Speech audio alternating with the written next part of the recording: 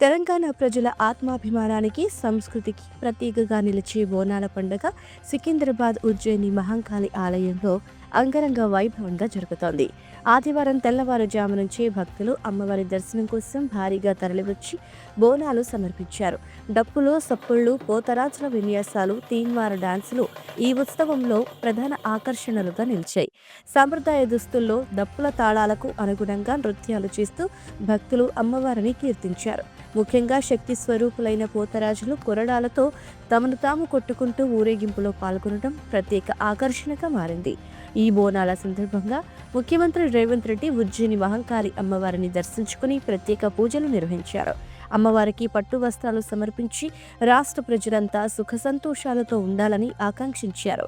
ముఖ్యమంత్రితో పాటు పలువురు మంత్రులు, స్థానిక ఎమ్మెల్యేలు, ఇతర ప్రజాప్రతినిధులు ఆలయాన్ని సందర్శించి అమ్మవారికి నమస్కరించారు. లష్కర్ బోనాల జాతరలో రెండో రోజైన జూలై 14న ఉజ్జయిని ఆలయంలో పవిత్రమైన రంగం కార్యక్రమం జరగ్గా అమ్మవారి భక్తురాలైన మాతంగి స్వర్ణలత పచ్చికుండపై నిలబడి భవిష్యవాణిని ప్రకటించారు. ఈ సందర్భంగా ఆమె అమ్మవారి ప్రతిరూపంగా మాట్లాడుతూ, నా భక్తునిచ్చిన కానుకలను సంతోషంగా అందుకున్నాను. కానీ ప్రతి ఏడాది మీరు ఏదో ఒక ఆటంకాలు తలపెడుతూనే ఉంటారు. నేను చెబుతూనే ఉంటాను, మీరు మాత్రం నన్ను లెక్క చేయరు. నా కోరిక నెరవేర్చడం లేదు. నా బిడ్డల్ని కడుపులో పెట్టుకొని నేను కాపాడుకుంటున్నా.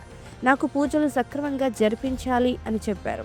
అంతేకాకుండా నేను కన్నెర్ర చేస్తే రక్తం కక్కుకొని చేస్తారు. కాలం తీరితే అందరూ తప్పనిసరిగా అనుభవించాల్సిందే. నా రాష్ట్రాన్ని, నా దేశాన్ని కాపాడే బాధ్యత నాది. రాబోయే రోజుల్లో మహమ్మారి వెంటాడుతోంది. అగ్ని ప్రమాదాలు కూడా జరుగుతాయి. ముందే హెచ్చరిస్తున్నా. ఈ ఏడాది వర్షాలు తప్పక కురుస్తాయి. పాడి పరిశ్రమ కూడా సమృద్ధిగా ఉంటుంది. మీరు 5 వారాలు పప్పు బెల్లాలతో సాకపోయండి. నన్ను ఆనందపరచండి. మీరు కోరిందల్లా కొంగు బంగారం చేసే మహంకాళిని నేను అని మాతంగి స్వర్ణలత రంగం భవిష్యవాణి చెప్పారు.